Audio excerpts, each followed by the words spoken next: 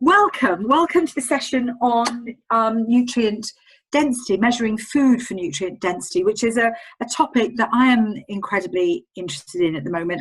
I'm Super Richard. I'm the Chief Exec of the Food Farming and Countryside Commission, and we are an independent inquiry working on more sustainable futures for food farming and indeed the countryside, a countryside that works for us all. So the notion of more nutrient dense food is really rising up the sector conversations at the moment, which is an indicator that it's starting to capture a lot of people's attention. So I'm really looking forward to the debate today so that we can understand a bit more about what it involves, and also I think to be sure that we are understanding this important topic in a way that's consistent with a more regenerative and more sustainable future.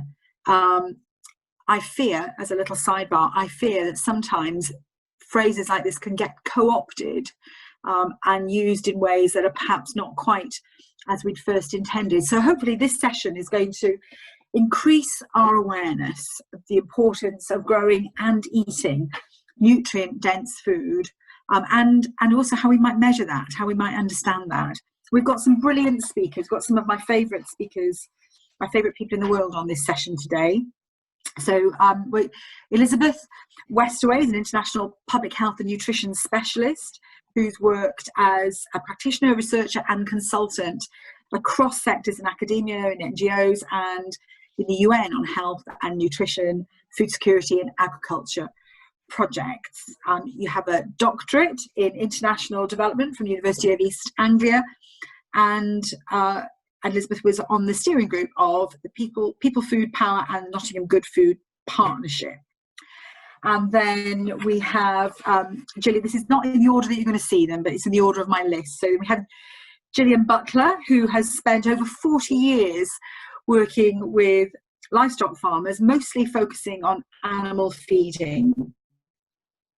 And it became apparent for Jill that differences in how we manage our animals has a real bearing on the food that they produce. So current research considers the impact of management on farms, mostly down to animal feeding, on food quality linked to consumer health, aiming to identify those actions necessary to produce milk, meat and eggs to enhance rather than to challenge health. Patrick Holden probably needs no introduction, who's the founder and chief executive of the Sustainable Food Trust, which was founded in 2012, works internationally to accelerate the transition to more sustainable food systems. And prior to this, he was director of the Soil Association until 2010, during which time his advocacy and campaigning for more sustainable food systems was underpinned with the development of the organic standards and marketplace. Patrick's experience spans well over 50 years, centred now on the Holden Farm Dairy, the longest established organic dairy farm in West Wales, in a very beautiful place where he produces Havre cheese from the milk of his 80 Ayrshire cows. He was awarded a CBE for services to organic farming in 2005. He's patron of the Biodynamic Farming Association and was elected an Ashoka Fellow in 2016. Matt Dunwell is just up the road from me at Ragman's Lane, a 60-acre permaculture farm in the Wye Valley, using permaculture principles for over 30 years. And during this time, he's hosted hundreds of courses in permaculture and sustainable land use, with over 2,000 people attending his brilliant courses. Jairo Restrepo and Juan Fran Lopez both teach at Ragman's Lane the understanding and practices of biofertilizers in a temperate climate. Matt now makes and applies biofertilizers at Ragman's, using them on 8 acres of brilliant organic apple trees. And then the other Matthew, who's also in the south in the Cotswolds, Matthew Adams, is founder and director of Growing Real Food for Nutrition, which is a newly formed not-for-profit CIC with a mission to see nourishing, nutrient-dense food made accessible to all. Matthew is a deep ecologist, environmental manager, and was director of the Good Gardeners Association from 2000 to 2011. Author of Beyond Organic, A Vision of the Future, published in the Soil Association's journal Mother Earth. Matthew contends that food quality can be defined by its nutrient content, because it relates directly to ecosystem health, which is the fundamental aim of all of our regenerative farming practices. So this is a brilliant, brilliant gang of people we've got with us today. We're going to start off with Elizabeth. If you've got any questions, as I say, just pop them in the chat bar, and I'm going to try and curate them as we go, and so that we can have a really, really good debate. But I am very much looking forward to hearing what everyone has to say and the conversation and discussion that's going to follow. So Elizabeth, let's start off with you. Over to you. Great, thank you very much, Sue. I'll just wait for the PowerPoint presentation to be uploaded, and then I can get going. So just as we're waiting, just saying I'm going to come from a more global perspective, which is my expertise.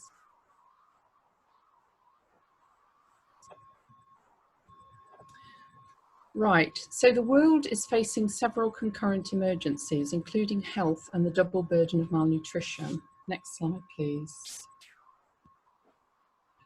And to understand what the double burden of malnutrition is and who's affected most, I'm using some World Health Organization informatics. It's characterized by the coexistence of undernutrition and micronutrient deficiencies, along with overweight and obesity, and diet-related non-communicable diseases, NCDs in short, such as heart disease, cancers and diabetes, which occur within individuals, households and populations, and across the life course. Next slide, please. So in terms of where it occurs, according to the 2020 Global Nutrition Report, 1 in every 9 people in the world is hungry, but 1 in every 3 is overweight or obese. And more countries are experiencing the double burden of malnutrition, with overweight and obesity increasing rapidly in nearly every country. So progress is too slow to meet the 2025 global nutrition targets, and not one country is on course to achieve them. In the UK, the adult population is off course to meet the target for cutting the rise in female and male obesity and diabetes. And you can see the percentage affected on the screen there. So progress on malnutrition is too slow. It's also unfair, with the most vulnerable groups being most affected. Next slide, please.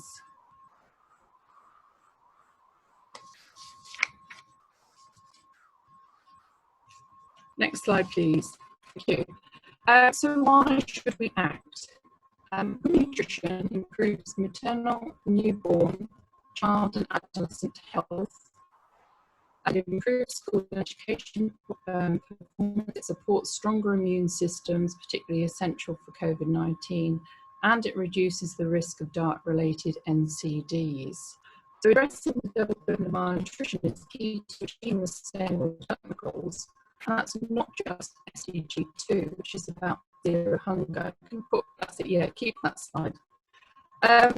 So it's been found that improving nutrition acts as a catalyst to achieve all 17 SDGs, and this can act as a powerful multiplier.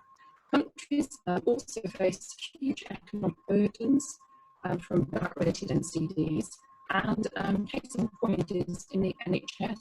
Just diabetes alone costs the NHS £10 billion a year, mainly because of its complications. Additionally, it's important to focus on and increase investment in integrated solutions that tackle malnutrition in all its forms. Next slide, please. Next slide, thank you. So how can we act? To address malnutrition, diets must improve, and unhealthy diets remain one of the main contributors to the global burden of disease. In 2016, they were identified as the second leading risk factor for deaths, and in 2017, they accounted for approximately 11 million deaths. So the tasks of improving diets are challenging. Drivers to changing diets are numerous, and that includes supermarket penetration, globalization of agricultural markets. The current food system is being increasingly challenged to provide adequate, safe, diversified and nutrient-dense food for all. Yeah, sorry, I'm getting signs that the connection's not very good. So the current food system is being challenged to provide adequate, safe, diversified, and nutrient-dense food for all, which contributes to healthy diets. Due to environmental degradation, unsustainable production and consumption patterns, food losses and waste, and unbalanced distribution. Therefore, to improve diets, the entire food system must be considered to ensure health, equity, and environmental sustainability, thereby supporting sustainable, healthy diets. Next slide, please. Next slide.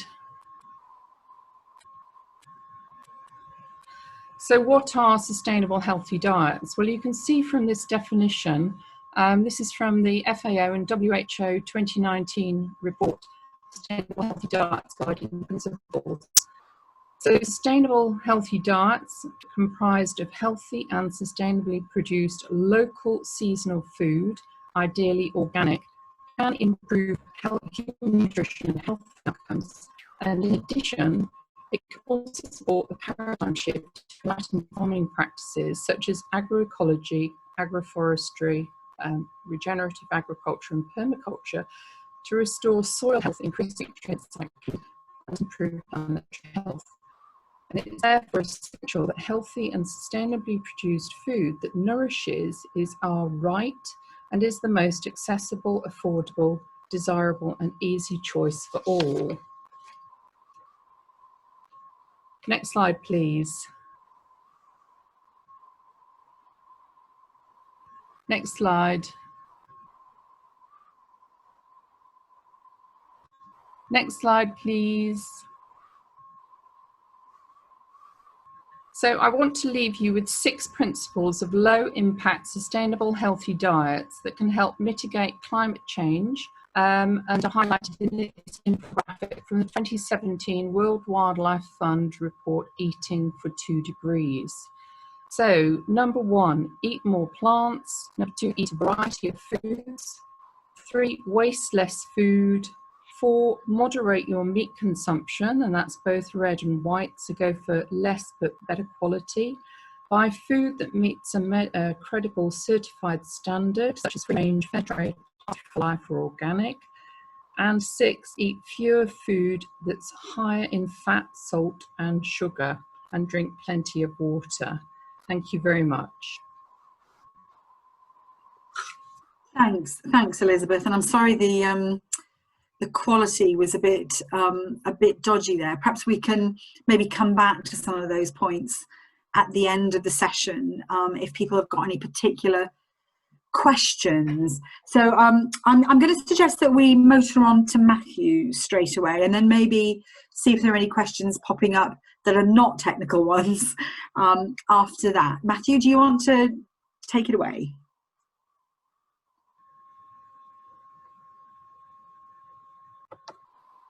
Thanks, Sue, and thanks, Elizabeth. Oh, frog in my throat. So Rachel's going to run my slideshow. So Rachel, when you're ready, please, if you'd like to share the screen, thank you.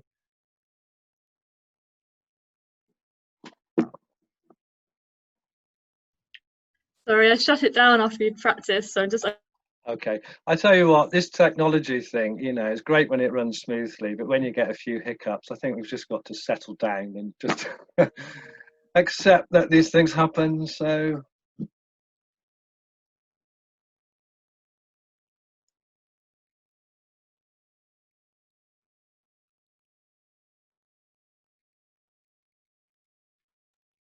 right.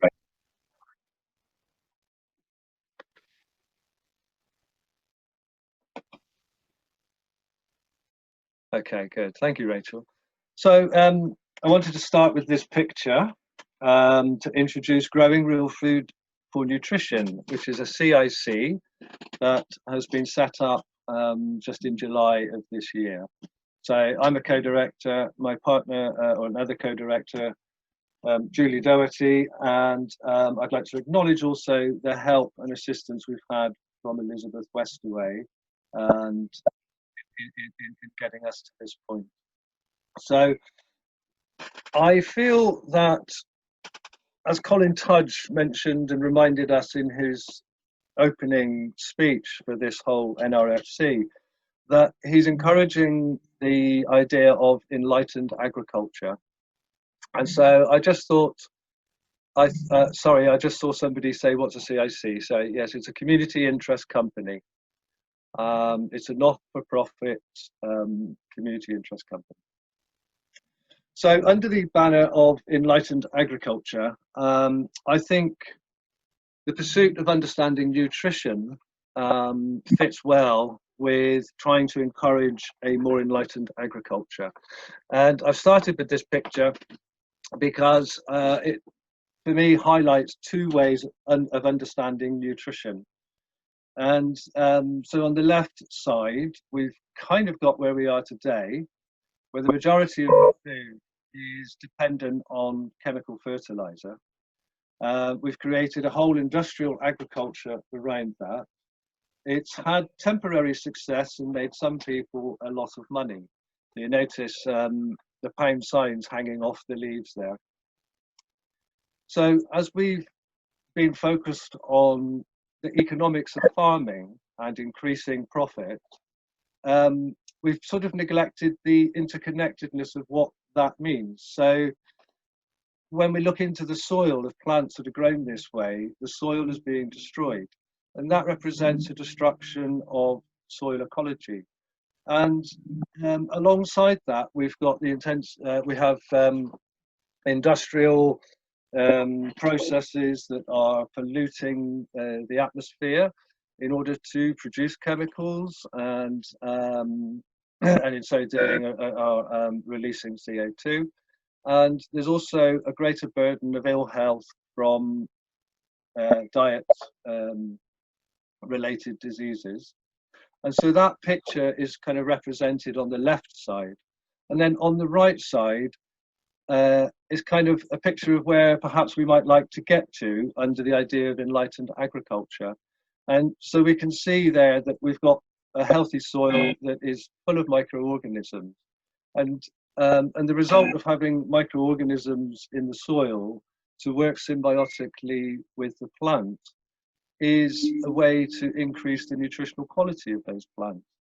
And so when we choose to work with soil and the microbes in the soil to encourage symbiotic relationships between the soil and the plant, it suggests that actually we will start to increase the nutritional quality of the food. And so that brings us to the idea of nutrient density.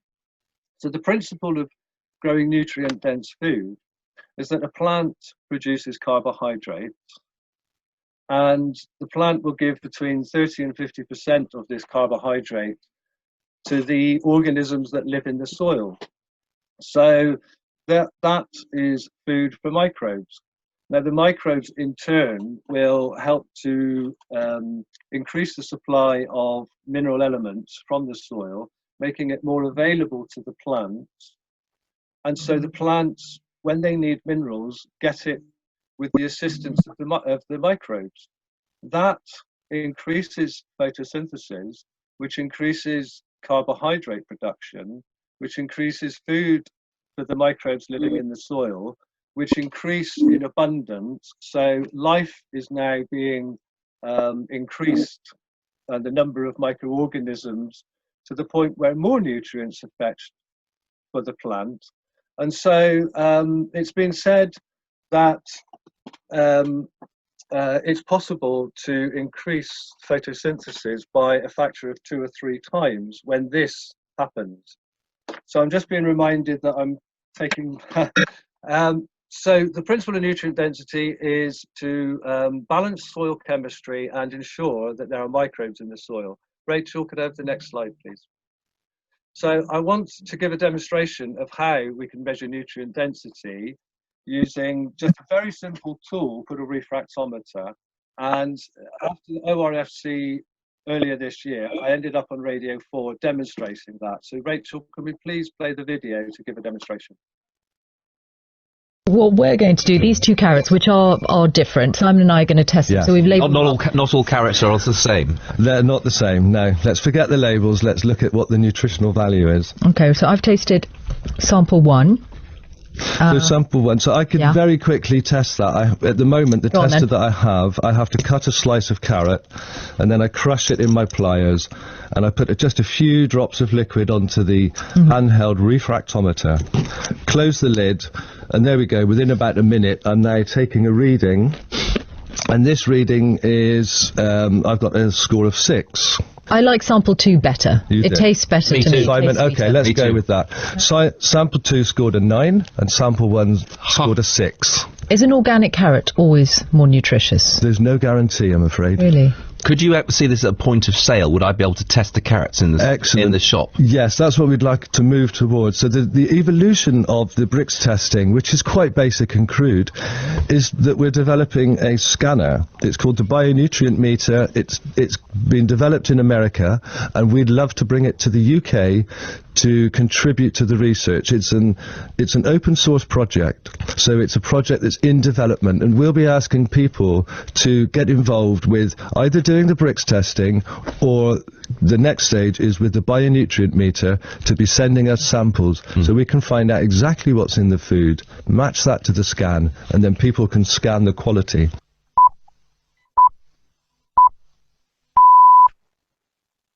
Next slide, please, Rachel. Thank you. Well, we're going to do these two carrots, which I think that's, yeah.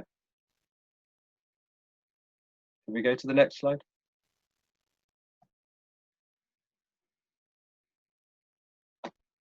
Rachel, great. Oh, it's a little bit out of focus, but that video gave a demonstration of how we can measure nutrient density, and it also showed how taste is very central to higher nutrient value. So the presenters actually identified the one they tasted, the one they liked the taste of most, scored the higher Brix value. Now, I did a test last year. It is difficult to see this.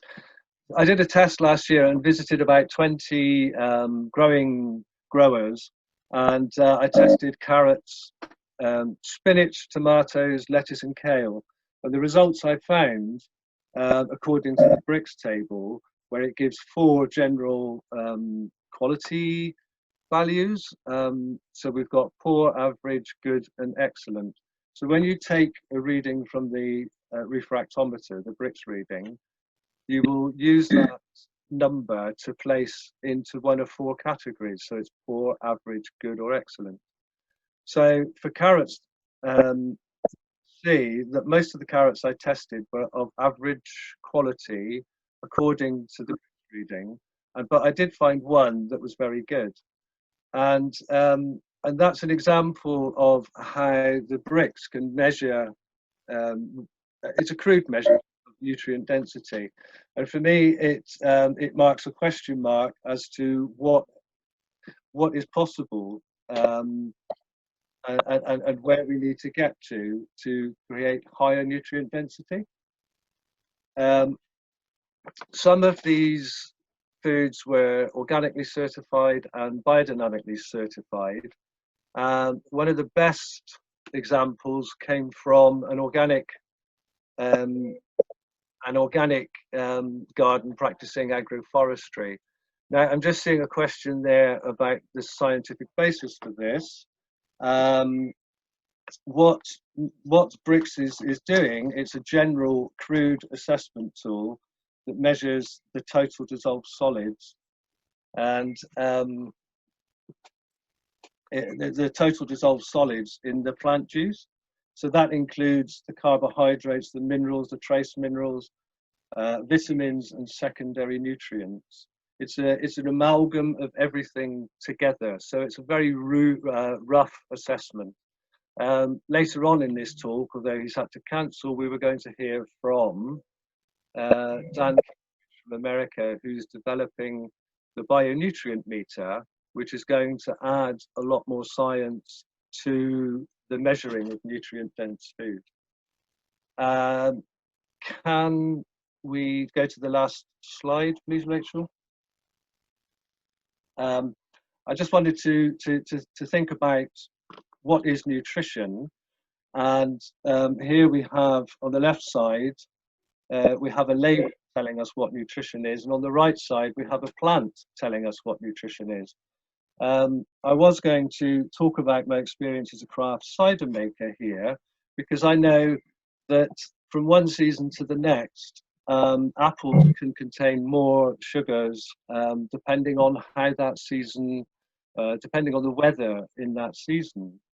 And so I've experience of seeing sugar content vary in the apple juice, which then equates to the amount of alcohol that's in there. So when you create a label to state what nutrition is, you end up having to fit the contents to the label, which does not allow for an expression of natural processes where the weather conditions and the environment may alter the nutrient profile. Can I just get to the last, sorry Rachel, there is another slide. Just get to the last slide. I wanted to pick up on taste, but I've realized that I'm running out of time. Apparently 5% of people do not meet the Eat Well guidelines, according to a talk that I attended earlier in the session, last week. And I wanted to finish with this piece from Fred Provenza, who's written a book called Nourishment. Fred Provenza is a professor emeritus at a university in America who's been doing animal feed studies for the last 40 years. And he says that he's discovered that secondary compounds in plants were communicating with cells and organ systems in herbivore bodies, providing feedback that changed liking for the flavor of a particular food. This led to the next 40 years of research with hundreds of studies how likes and dislikes for the flavors of foods are caused by post-ingestive feedback emanating from cells, organ systems, and gut microbes. He goes on to say that what they're realizing is far more neurons ascend from the gut to the brain than descend from the brain to the gut, by a ratio of 9:1. So that suggests that our gut sends 9 messages to the brain and only 1 from the brain to the gut. He concludes by saying, palatability is unconsciously influenced by cells and organ systems, including the microbiome. Until then, I had been trained to think that choice was a cognitive function. So what he's suggesting is that choice over flavor could be controlled by microorganisms in the soil and relates to the amount of secondary nutrients that are produced in a plant. And that's a fascinating idea to consider, that actually we are not making free choices all the time over food, but in fact it's the nutritional quality of the food and the nutrients within it that may be affecting our choice. So I think I better stop there. Thank you very much. Thank you, Matt. Lots of technical questions coming up in the chat, but I'm going to move on to Patrick at this point to give you a chance to have a little read through those technical questions and then perhaps respond to them when we get to the discussion at the end. Okay, Patrick, are you ready to? Yes. To come in? Brilliant. Well, Patrick, tell us about some of the work that you've been doing. Go on. Hello. Yes, I will, Sue, in a moment move to that. Hello, everyone. I agree with what's just been said, all of it, and a lot of what I might have said has been already said, which is wonderful. I'm firmly convinced, as was Sir Albert Howard and Sir Robert McCarrison back in the early part of the 20th century, that the health of food is linked, the health and vitality and health promoting properties of food is linked with the method of production. And very unfortunately, although a few early feeding trials were conducted by McCarrison on rats, comparing the diet of the Hunza and the British diet, finding that the mortality and health outcomes of rats fed on the diet of the Hunza in northwest India far exceeded those of the already adulterated Western diet. There's not been nearly enough subsequent work done on feeding trials, which is most unfortunate. And in a way, we are in a long-term feeding trial, which consists of industrializing agriculture, processing all the resultant impoverished raw materials, and feeding it to 2 generations of people, and observe the health outcomes. And the National Health Service treatment costs are the best indicator we have of the unfortunate path that we've taken. I'm also convinced, and I suspect, I don't know if this is true, but was it Vandana Shiva who first started, appropriate if it was, a brilliant Indian campaigner who first started referring to this idea that we should move away from valuing the output of agriculture, moving away from productivity and yield per acre to nutrition per acre, which of course begs the question, how do we measure the nutrient content of foods? I'm a great fan of Dan Kitteridge and all the other people who are working to develop new ways of measuring the nutrient density of food. And this is an area which, as Sue just mentioned, we have been working on in the Sustainable Food Trust. So I'll just say a few words about what we are doing. We are a farmers and land managers working group, which was established about 4.5 years ago, because we were frustrated by the plethora of sustainability assessment tools and certification schemes which abound, and most farmers have to subject themselves to. And in our case, on our farm here in West Wales, we had to do about 5 audits a year, none of which really get to the heart of the matter, namely measuring the true sustainability of our farming system. So we thought, as a group of farmers and growers and land managers, why don't we take it upon ourselves to sift through the best, select the best of all these aforementioned certification schemes and sustainability assessment tools, pick the best of all the different criteria and amalgamate them into what we hope might eventually become an internationally harmonized framework for on-farm sustainability assessment, which would comprise 10 categories: soil, water, biodiversity, nutrient cycling, energy and resource use, crop and livestock management,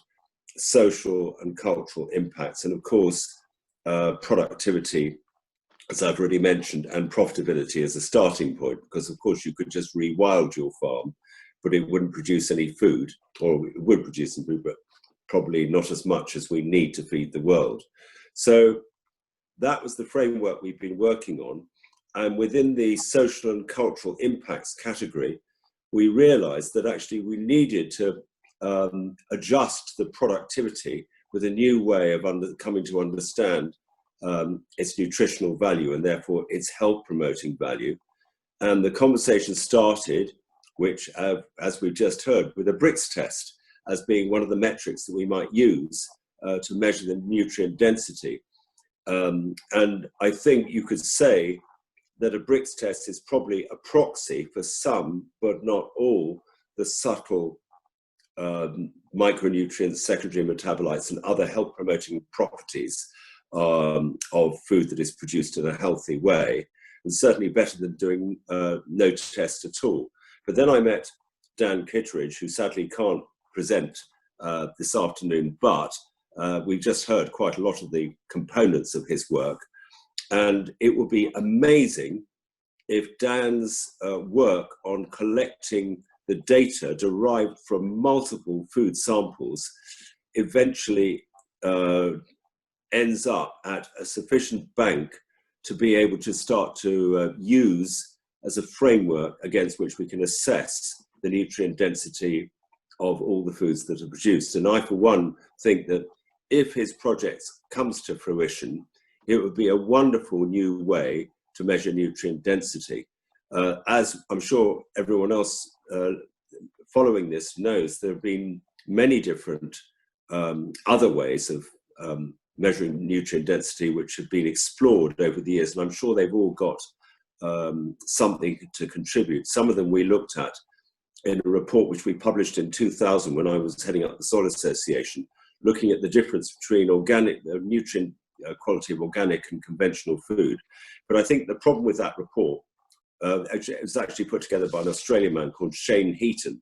The problem with that report was that, first of all, the technologies that were measuring the quality of the food were fairly primitive and crude at the time. And secondly, to compare organic food generically against conventional food generically was a very sort of binary way to look at these things.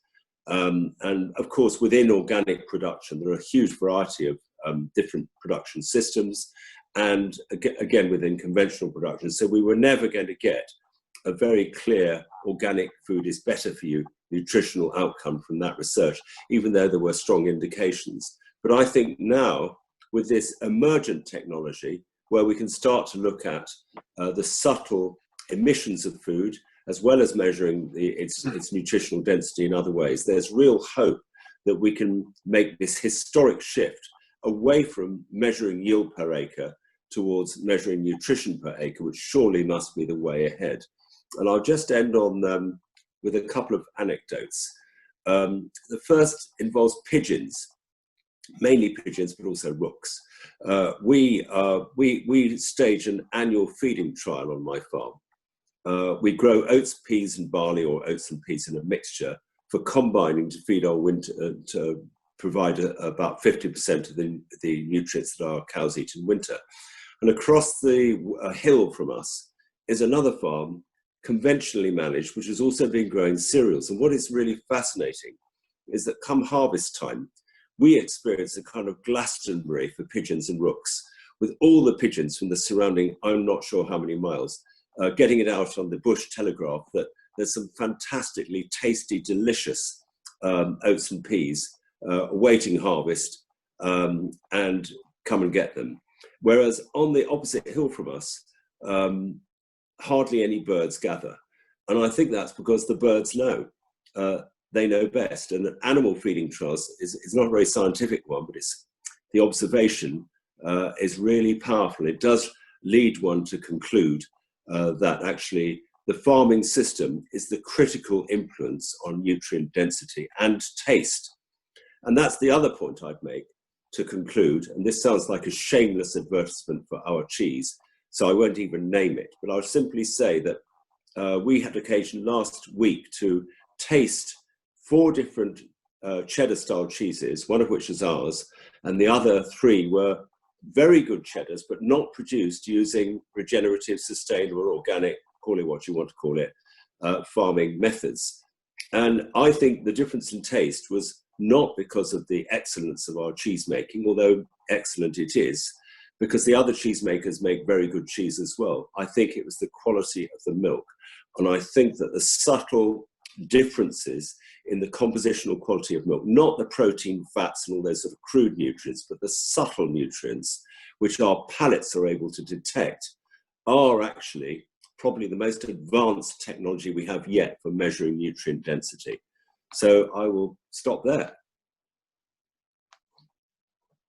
Brilliant, thank you, Patrick, and thanks, Matthew. Before I'm going to take a quick break, actually, to respond to a couple of the questions that are coming up in the chat. So there's some really good and challenging questions, I think, from Robert Mills and from Mark Ridsdale Smith. Just wanted to check that the Brix test is in fact measuring those things that we kind of need to measure, whether the Brix test itself does that, or indeed whether measuring micronutrient content is the whole story. So I wonder if you want to just pick that up quickly. Patrick, do you want to start, and then Matthew? Yeah. Well, yes, Matthew might have more to say than I do. The reason why we chose it was because we wanted to have a with each of the metrics for the 10 categories that I mentioned, we wanted to have something which was simple to do and possible for farmers to undertake, which was a proxy for other goods. So for instance, with soil, we chose organic matter. So we thought, well, a Brix test would probably give some indication. We weren't trying to overclaim it. And we think that if a better method of measuring nutrient density in a simple and reliable way emerges, we simply switch to it. So I will give way now to, so the answer, the honest answer is I don't know. Yeah, Matt? Just, sorry, just remind me of the exact question again, Sue, because I don't want to go off track. But well, there's a few questions really that I'm trying to pull together that are coming through in the chat, and one is to say whether the Brix test is measuring what it says it's measuring, micronutrients, and then the other question is whether that is in fact the right thing that we need to be measuring in the context of food. I'm looking at Robert Mills's question here, that we need to be maybe measuring and evaluating a broader variety of components of food. So the Brix test is a measurement of everything in the juice. It's all the solids. So it's all the minerals, trace minerals, vitamins, secondary nutrients, sugars. It's a generalization. And I think what it's doing is opening our eyes to the fact that there might be some correlation here between the Brix and, as Patrick mentioned, and I wanted to pick on this big time, taste. Because from my experience of going around the country and doing a lot of Brix testing, I was correlating my own taste reference. And so I've got this rather almost privileged kind of experience of tasting 25 carrots and measuring them. And I would say about 95% of the growers who presented me with the samples agreed with the Brix score. So when I take them through a taste test, we look at, is it sweet? Is it watery? Does it have flavour? And what is the aftertaste? And when you consider those four, areas, and then I say to the grower, and do you agree with the Brix test? They would always confirm yes, and there was some correlation there. So it's not an exact science. This is about developing the idea that there is a relationship between micronutrients and taste, and that there is a way to measure it. And so this is where Dan Kittredge's development of the Bionutrient Meter comes in, because it takes it to that next step. So people are sending samples to their laboratory to have the contents analysed. So they're measuring. So when you send them a sample, you send them let's say a carrot plus the soil it was grown in. So it's now looking at what actually is in that food in terms of all the mineral elements and protein and secondary nutrients. They're looking at polyphenols and antioxidants. And so that information is gathering, and so it's building science as that data gathers. And what they've been finding through that is they found differences as much as 14 times more iron in spinach from the best samples compared to the worst samples. And in carrots, they found a variation of 200 times more polyphenols from the very few best samples compared to the worst samples. So to come back to, is this scientific enough? It's an evolving, it's using science to develop upon the experience of relating Brix to taste. And we know that there's something in that. So, we want to encourage more research in all areas. And that's why we're setting up, we want to set up some comparative growing trials in this country. We want to begin next year to begin looking at these questions ourselves, and hopefully involve some more rigorous scientific research. Okay, great. Thank you, Matthew. That was really helpful. I mean, there are some really exciting new research trials going on. The Quadram Institute over in east of England is one of those in the kind of conventional academy. Matt Dunwell's been working with what might be called the unconventional, the more radical end of research and practice over in Ragman's Lane. Tell us a bit more about that, Matt. Right. Hi. Hello, everybody. Thanks for tuning in, and also thanks to the previous speakers. It's fascinating to hear how this whole conversation is developing. Really, I want to start off with a absolutely whistle-stop tour of the farm, just so that to acclimatise you.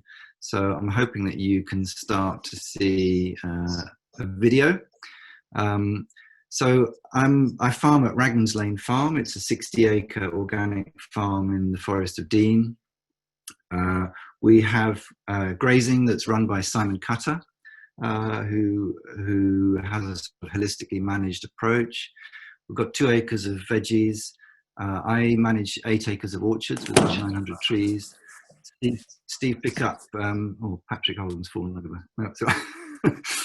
Sorry. Steve Pickup, that's fine. Steve Pickup grows willow. So you can see it's a very diverse farm in the Wye Valley. We're very lucky to live in sort of what is practically the Shire, I think. So that's a very quick introduction. And a lot of what I was going to say, of course, has been said already. So I'm going to scoot over that. There's a lot of people advocating for foliar sprays. Elaine Ingham was one of the earlier ones talking about aerated compost teas. And so she turned us on to the idea of feeding plants with a foliar feed. And then recently, John Kemp, who's the Amish farmer in America, who has an excellent podcast. Actually, I'll tell you what I'm going to do. I'm going to put some links in the chat box. Hang on, that hasn't worked.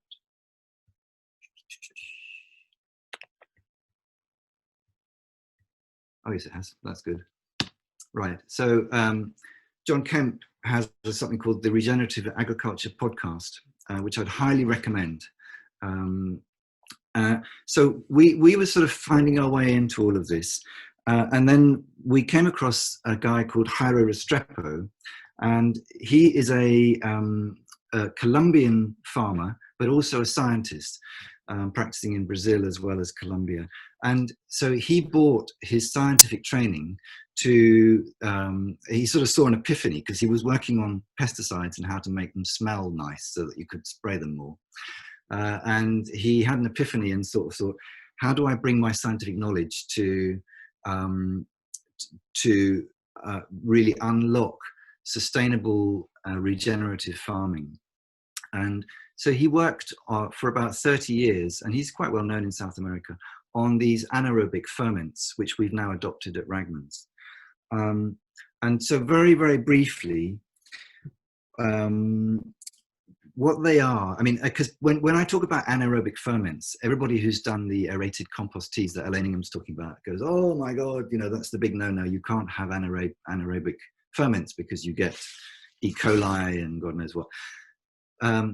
What Jairo is trying to do is mimic the biological activity that goes on in the soil at depth, and also what goes on in, say, the rumen of a cow, which is so ruminants and grassland and soil have this millennia-old relationship that is co-evolved. And one of the ways that we can really look at deepening nutrition for our plant systems is to try and mimic those ancient relationships.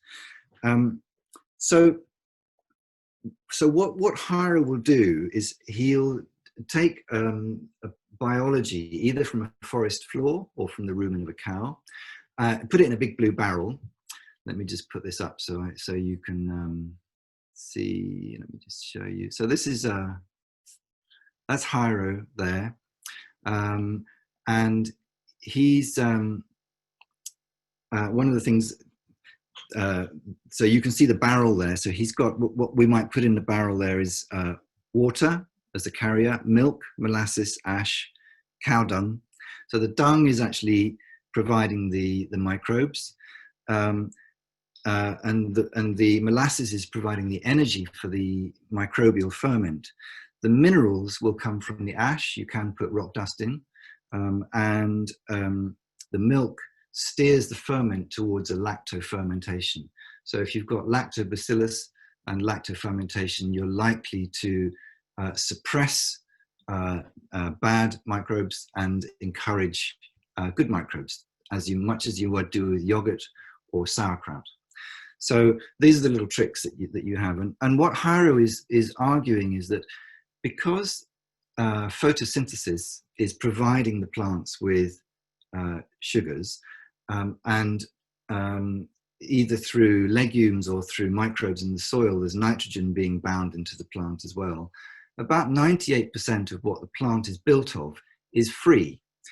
2% is the minerals that the plant needs to grow strongly, to make the enzymes within the plant tissue that act as cofactors that turn food from fuel into medicine. So the farmer's role is really as a doctor rather than a grower.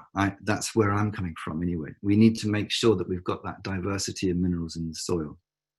So Hiro talks about diversity of minerals.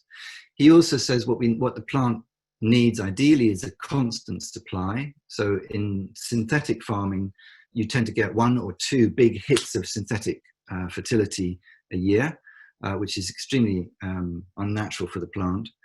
And then the other thing is, of course, organic synthesis. So the minerals, through the process of ferment in the barrel, amoeba and bacteria will be pulling up the minerals from the rock dust or the wood ash, and they'll be building that into a biological lattice within the ferment. So after 30 or 40 days, you've got molybdenum, selenium, zinc, calcium, all available to the plant in a biological lattice. And the other thing that we'll do, let me just show you another quick photograph, is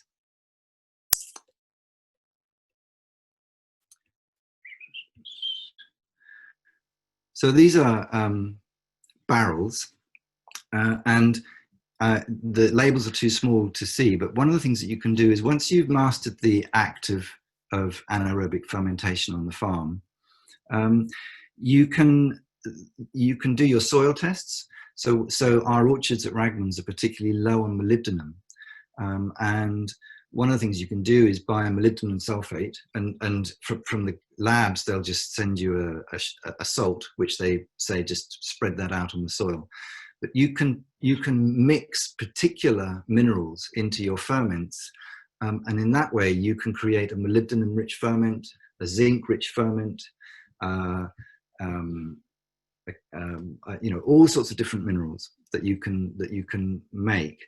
And so when you do your soil tests, if your soil tests are showing deficiency in a particular mineral, then you can turn up the volume on that amount of biofertilizer that you're using. And we spray every month or so as a foliar spray.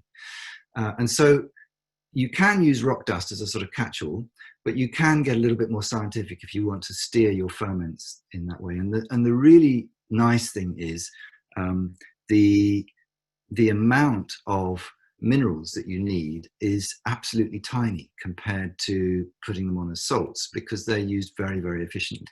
So in terms of people talking about peak phosphate and running out of major agricultural nutrients, if we can use this sort of bioferment approach, we can really make the soils work much harder and make the microbes scavenge minerals out of the soil much more efficiently.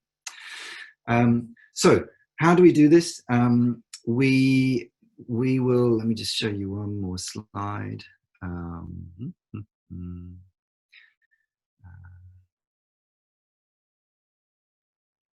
not sure whether that slide, that slide's come up. So this is one way of gathering microbes. On the top left-hand corner box, you can see a pile. On the left-hand side, it's dark. This is the humus, or the duff from a woodland soil. So we've scraped off the leaves. We're not taking the soil from the bottom of the the forest, but we're taking the litter layer in between the top leaves and the soil. And this is called woodland duff, and it's the most microbially active part of the forest. And in this is the memory of the forest. So it's got the microbes from the tips of the leaves high up in the canopy, all the way down the twigs, branches, roots, in the soil.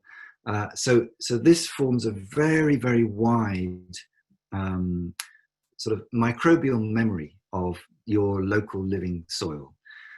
So we take that, and this is the mother, and we mix it 1 part that to 2 part wheat bran, and you mix it with your hands, and then you pour on molasses until it's got about 60% moisture, just so that you can get like 1 drip if you really squeeze it.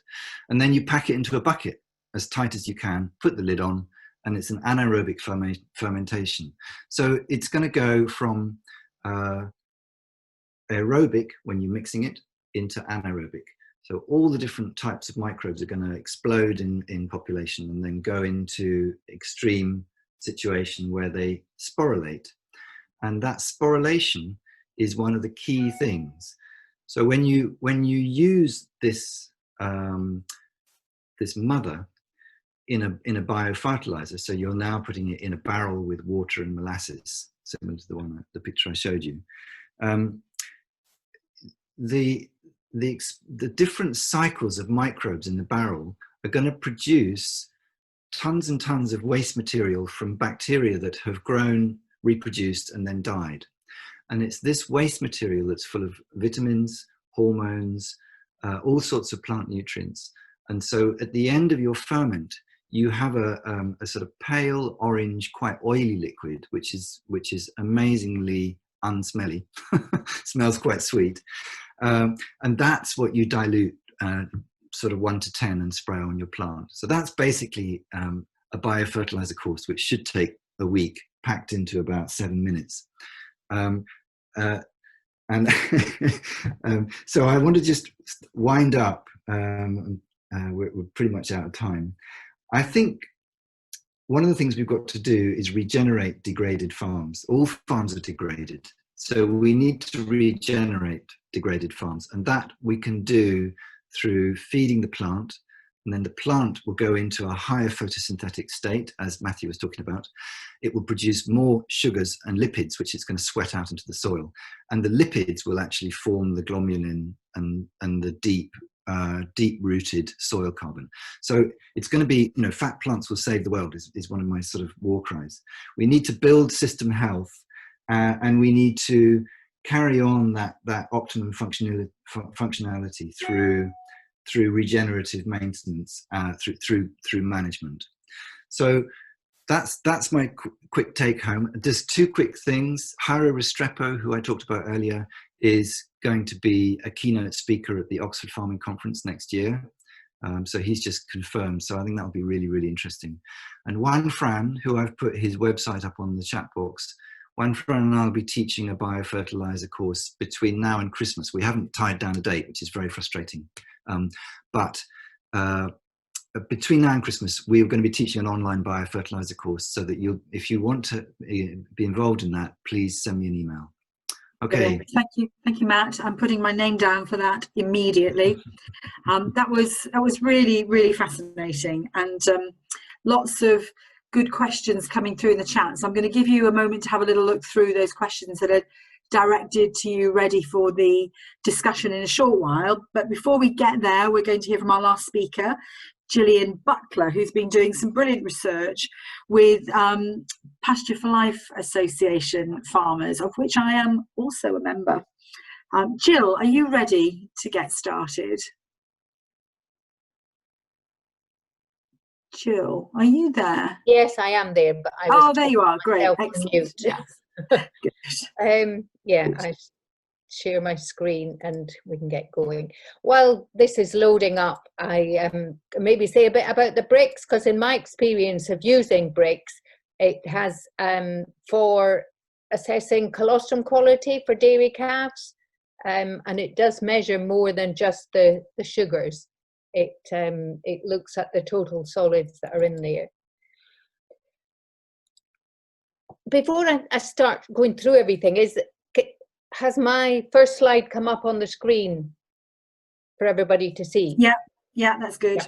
That's okay. Great.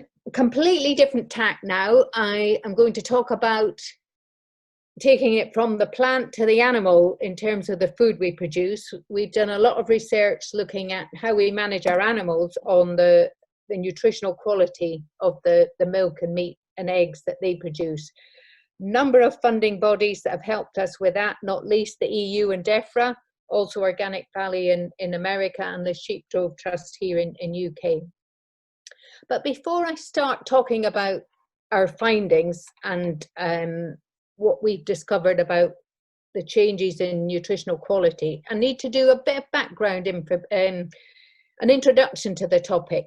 If I launch straight into the discussion, people might think, well, what does it matter what the fat composition is? So I want to take a bit of time to talk about the fat composition in the animal products that we eat.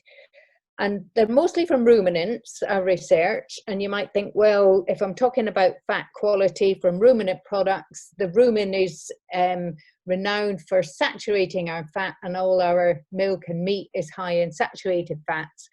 But the bugs in the rumen are also responsible for a number of beneficial fatty acids. And the balance between the saturated fats and these beneficial fats depends on what we feed our animals, and that will influence whether the food we produce is a metabolic threat or it's going to give us benefit.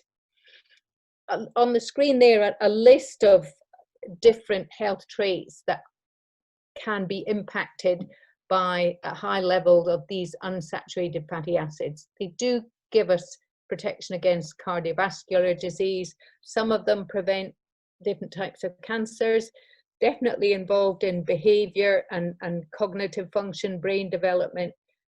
So there's a number of benefits there.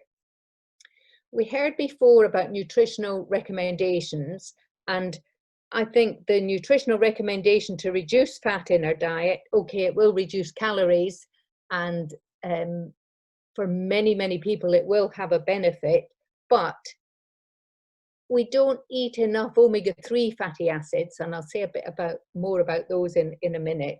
We don't eat enough omega-3 fatty acids, and if we reduce fat consumption per se, we're going to make that even worse and reduce our omega-3 fatty acids.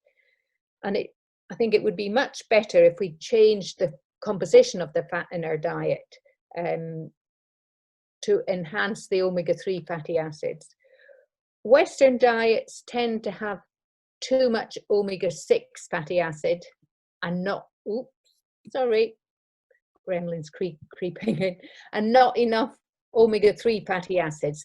To explain the difference between omega-3 and omega-6, I don't want to get into too much biochemistry, but it's to do with the position of the double bonds. The bottom of this slide, there's two fatty acids. These are carbon chains with a carbon at each bend in the chain.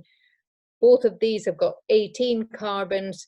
The one at the bottom is an omega-3, because the first double bond is 3 carbons in from this end, and this one is an omega-6 because it's got the double bond there. And it's a high intake of vegetable oils that has, and the use of, say, margarine rather than butter, that has exacerbated the shortage of omega-3 fatty acids in our diet.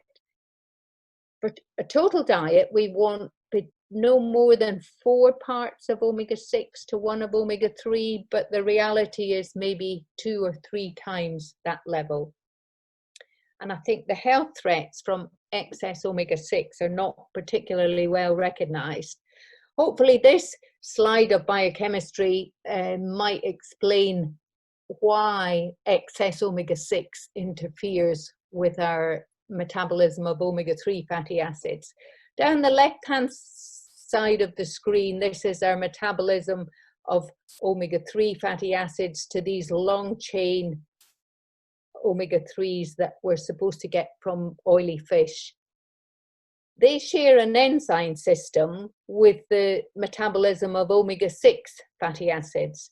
And if we swamp our digestive system or our metabolism with these fatty acids on the right-hand side, then this elongation isn't going to happen. And we tend to get a build-up here of omega-6 fats. And if we are to enhance our intake and metabolism of these long-chain omega-3 fats, either we need to eat a lot of food with these in, which would be our oily fish, or we allow this metabolic process to happen. In other words, we don't have too much linoleic acid or omega-6 fats in our diet. And what I want to show is that the way we manage our animals will tick both of those boxes. We can produce food that's got more of these long-chain omega-3 fats and less of the omega-6, so we allow this metabolic process to happen. Just before I move off this slide, it's interesting that the omega-3s are high in leafy forages and the omega-6 are high in cereals. So if we feed cereals to our diet, to our cattle and sheep, we're going to get more omega-6. If we feed leafy forages, we're going to get more omega-3. Now, to take you through some of the research we've done that shows this is what actually happens in practice. Two studies shown on this slide, one in the US on the left-hand side and one in the UK carried out by my PhD student, Hannah Davis, who is, I think, on the line somewhere. She might want to say something about it. And this is partly a supermarket study where we went out and bought milk, organic milk, and conventional blue, organic in red, and US grass milk in the green bars here, or UK pasture for life, of milk from pasture for life farms, certified farms. And on these bars, they are showing the ratio of omega-6 to omega-3. Bear in mind, I said we don't want any more than 4 in our total diet. Anything below that, down at almost parity here, or even more omega-3 than 6, is going to help balance the balance in our total diet. We've also looked at some work with beef, again with pasture-fed livestock association farms, where we compared meat from certified farms with meat we bought in the supermarkets, that either organic and conventional. We've also got another farming system introduced here for beef, and that was thanks to Bill Grayson, who I think is also on the line in the audience somewhere. Again, he might want to comment on that, where we collected some beef from cattle that were used primarily for conservation, for managing biodiversity. And the blue bars here are, for the 4 different systems, the ratio of omega-6 to omega-3. So they're all quite low, but we can see much lower levels, and these were significantly lower in the pasture-fed and the conservation beef. The red bars here, or squares here, are the ratio of saturated fatty acid to polyunsaturated fatty acid. So again, we can see lower levels in these more extensive systems compared to the higher level of saturated fat on the shop bought meat. So we can see with these ratios that we have got a better balance of the 6:3 ratio to allow conversion to these long chain omega-3 fatty acids. We also found that we not only have the higher potential to synthesize these fatty acids, but we actually are eating steak, or potentially eating steak, that are higher in these long chain fatty acids. This chart shows which omega-3 fatty acids we have in these steaks, and this is the supply in each individual steak. And you can see much higher levels of the green, the purple and the turquoise at the top there are these long chain fatty acids that are deficient in our diet. Far more in the pasture fed and the conservation beef than we have in the supermarket organic or non-organic meat. Just to summarize, red meat is a valuable source of long chain omega-3 fats, and the fat composition is strongly influenced by what we feed them. Forage definitely enhances the composition, and the greater diversity in that forage, the greater the benefit. And we found that lean carcasses do give us more of the good fats, and the recent work with the conservation farming shows the potential for improving our meat composition even more. I'll just leave it at that, and we can explore that if there's any questions. Fantastic. Thank you very much, Jill. That was really interesting, and I declare my interest immediately here as a livestock farmer myself, growing Herefords on conservation grazing. So it's nice to see what we have believed to be the case for so long vindicated by the emerging science. So there's lots of questions starting to come up now in the chat, and I'm going to encourage you to ask them yourself so we hear some different voices.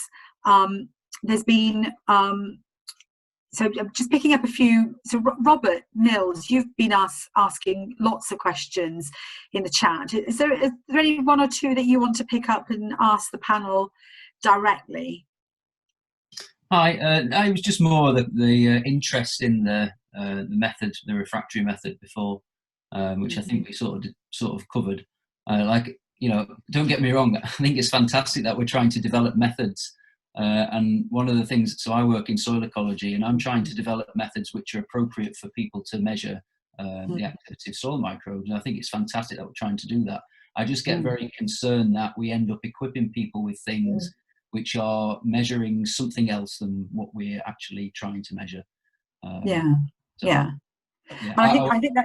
think that is a really, really important point, because as I said at the top of the session, this is becoming a really, really hot topic across the whole sector at the moment. And if we're going to argue our case for regenerative systems as strongly as I think we need to, it is really important that the evidence that we're using is strong and robust and defensible in those debates. Bill Grayson, you're on the chat as well, and you're you were involved in Jill's session. Do you want to ask your question out loud? Well, I'm sort of I'm just getting my head around the results that Jillian has showed, because one thing that really stood out was the fact that all the UK samples for milk were below the ratio of 4:1 that Jillian said would be harmful. The only one that was above it was the US milk. And that, I think, is really significant, because, of course, we're facing this prospect of a US trade deal, which would allow US produce to swamp our markets. And so that information, you know, the fact that meat and milk from the US is reared almost entirely on cereals, is going completely the wrong way, and more people ought to know about this. Yeah, Bill, it's down to the diet. They have a huge reliance on maize, or corn as they would call it, and maize, even forage maize, is higher in omega-6. So maize silage, maize grain will boost the omega-6 intake to the cattle. And yeah, the huge contrast between the grass milk and the conventional milk in America. But I would just say that the ratio, it's a dietary ratio, and although all the UK dairy was below the sort of 4:1 that we're aiming for, the lower it is, the bigger the impact it will have on the total diet. Yeah. So we need to look at it at a dietary level. And the American paper, actually, that Benbrook paper, we did a modelling exercise where if the population changed to grass milk rather than mainstream milk, it would make a huge impact to the sort of society's the ratio of 6:3 in their diet. Brilliant. Thanks, Jill. Liz Charles, you've got a couple of interesting questions in the chat too. Are you still there? You might need to remind me what they are. I think So I asked Jillian about olive oil. Olive oil and pigs. That's right. Okay, so yes. Do we want to feed olive oil to our pigs? No, they're so totally with the unrelated. olive oil, it's not as Totally critical.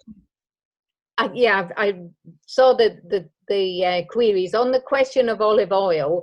Olive oil is high in oleic acid, which is a monounsaturated, rather than say soya oil, maize oil, or sunflower oil, which tends to be high in omega-6. So olive oil isn't so bad. Interestingly, rape oil isn't either from that perspective. It's high in oleic acid. On the pigs, we haven't done a lot of work with pigs, but work with eggs, poultry and eggs, if there is a high levels of sort of pecking around the pastures and consuming some vegetation, leafy vegetation, then they are higher in omega-3 fats. So I'm assuming if the pigs are eating some vegetation, or maybe some invertebrates that have eaten the vegetation, then they could well be higher in omega-3 than pigs that haven't. But the more grain we feed them, the higher their omega-6 content. Yeah. So I'm going to pick up, do you mind if I pick up a quick question?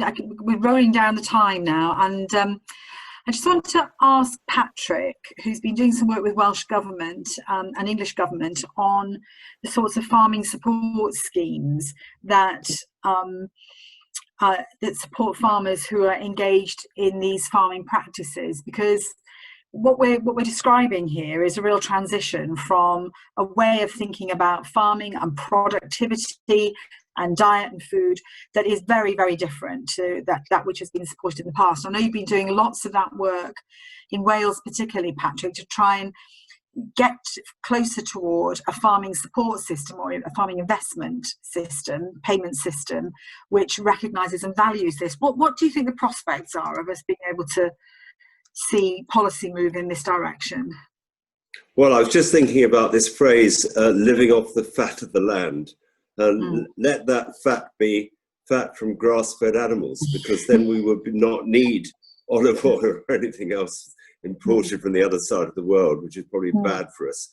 I think that there is in the wind a major policy change coming, even though some of us are quietly despairing about DEFRA and the ELM scheme. I think that the Welsh Government are ahead of the other devolved nations, and I think this recognition that we need to support grass-fed and mainly grass-fed livestock, and that the policy instruments need to favour the farmers who adopt these kind of things we're talking about today, and make them more financially attractive than the other systems, is going to come towards us. If I'm honest, I doubt whether the officials who are drafting the policy for Wales quite yet understand the incredibly sophisticated nature of the discussion we're having now. But I think they intuitively know that everything that's been shared in this amazing session is going in a better direction than what we have. And hopefully the Welsh scheme, when it's launched, will rub off on the other devolved nations and indeed on DEFRA, because I think what we've got to do is to support regenerative and sustainable farming systems on a whole farm basis. And of course, that's going to be mainly grass in Wales. And indeed, it's going to be a lot more grass wherever you farm if you're going to farm in a regenerative way. And so this discussion we just had about fats is really important. Brilliant. Thank you, Patrick. Matt Dunwell, I'm just going to come back to you for a couple of last words. If you were asking government for policy levers that would really support and sustain your style of agriculture, what kinds of things would you be asking for? Well, that's a spinning ball out of the blue. I suppose you're looking for the instrument that's going to produce that can be adopted. And I think that the work, although Patrick's gone off to the loo or somewhere, I think the work that the Sustainable Food Trust is doing, oh, here he is, he's back again, is, in terms of really getting government to think about the true cost of food production. So then you load in all the external economies that industrial agriculture has so carefully filleted out. And it's not, it's interesting, the questions coming to my talk were about yield, how does this affect yield and stuff like that? And they're good questions, but we need to try and sidestep the yield mentality and talk about system health and plant health and animal health. And once we start dealing with health, then the yield will deal with itself. And there are factors like, food not rotting so fast if you grow them in a remineralized fashion. But if there is a series of tweaks and metrics that you can build into policy decisions through true cost accounting, I think that would have a fundamental effect. Brilliant. And I think the point that you just made there too, Matt, that farming with metrics for health in mind, a much closer relationship between the metrics for farming and the metrics for health and well-being outcomes is a prize there just waiting to be grasped. Yeah. Okay, so time is racing away from us. Last comment, please, from Jillian, and then we'll go over. And Elizabeth, did you want to make a last comment, or do you want me to leave it with Matthew to finish up? You can tell me in the chat if you like. Jillian, last thoughts or last comments from you? Well, I feel we've only just scratched the surface of the variation that there is out there in our food quality, and all we're working on is looking at composition of food with our knowledge of, well, what is good and what's not good. But what we could really do with is sort of either human intervention study or some form of taking it further to the consumer. There has been a study in Northern Ireland a few years ago looking at long-chain omega-3 fatty acids in the blood and the platelets of consumers of grass-fed versus cereal-fed. But the levels of the fatty acids in the meat that they were working with weren't as high as the ones that we've been looking at. So it would be fascinating if we could do a nutritional trial with conservation beef and just see what impact we could have on health markers. But I'm handing that job over to my colleague Hannah Davis, who I'm about to retire, and she can do the work. But the first immediate task is to get this work published, and it has been submitted. We're just waiting to hear. Excellent. Good. I'm really glad, because I think that this is, I've said for ages, science can only ever answer the questions asked of it. And if we're always asking the science the wrong questions, then we're always going to get suboptimal answers. And asking these questions and developing the evidence base that we need is the critical task, I think, now. So Elizabeth, just over to you before Matt finishes up for us. Can you hear me, Sue? Yeah, yes, I can hear you. Yep, great. Yeah, I just wanted to sort of mention something about in the world of global health and nutrition, we commonly talk about nutrition sensitive agriculture. And this concept has been around for a number of years. So we don't, we're not using that concept here in the UK. So the concept's basically a food-based approach to agricultural development that puts nutritionally rich foods and dietary diversity at the forefront.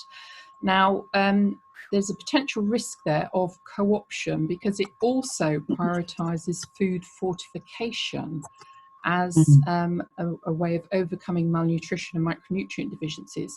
So it sort of implies that we are using food-based approaches, there's sort of roots, the space there for working on soil health, but it just seems like it is very much part of the wrong paradigm. The definition for food fortification is enrichment in the process in processing by adding micronutrients. So how better to be growing nutrient-dense food in the first place that improves soil health. So we have healthy food, healthy soil, healthy food, and healthy people. Brilliant, brilliant. Thanks, Elizabeth. So over to you, Matthew, to finish up today's session. Thanks, Sue. There's lots of more to talk about, but I just want to come back to a couple of simple points. How do we measure success?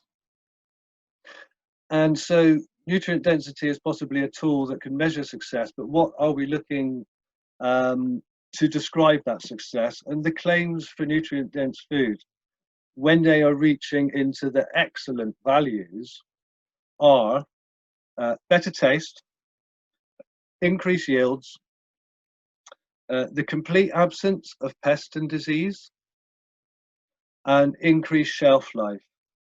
So those are 4 benefits that we can assess in relation to nutrient density. And the principles of growing nutrient density related to that are: you have to balance soil chemistry. You have to increase soil microbial activity. That in turn increases soil structure. If we think about flooding in the UK, I know Patrick's had an experience with that yesterday. When the soil structure is open, the soil can pass through. It doesn't run off.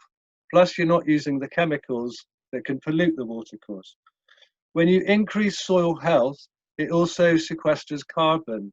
There is talk going around that it's possible to sequester all the excess carbon in the atmosphere through improving soil health. I come back to taste. There's a huge problem in people's food choices, particularly children. There's ill health and there's a worrying trend. They don't eat vegetables. If nutrient density improves taste, it might actually encourage a higher uptake of eating vegetables. And the idea of the complete absence of pest and disease is a phenomenal one, because that, to me, is a picture of total health in an ecological world. And if we can observe these differences alongside the attempts of measuring nutrient density, then we build a total picture of how nutrient density is interconnected to a healthier planet and healthier humans, of which we are a part. I better finish up then. So I just want to thank all the panelists, thank the conference organisers and Rachel for helping us through this session, and obviously the audience as well. Thank you all for coming along. Griffin, Growing Real Food for Nutrition, is wanting to work in this area of nutrient density. And we're looking for funding, we're looking for help, and I hope we can encourage people to join us in whatever capacity you can. It might be your own work that contributes to a growing body. You might want to get involved in some trials. You might like to get involved in sending us samples that we can send on to the Real Food Campaign in America that will contribute to the development of the Bionutrient Meter. This whole program is modeled on symbiosis. It's modeled on what we understand and are learning about the soil. And so just as we see in the soil below ground, we humans can do above ground, and we can help each other with mutual benefit. So hopefully on that note, thank you very much.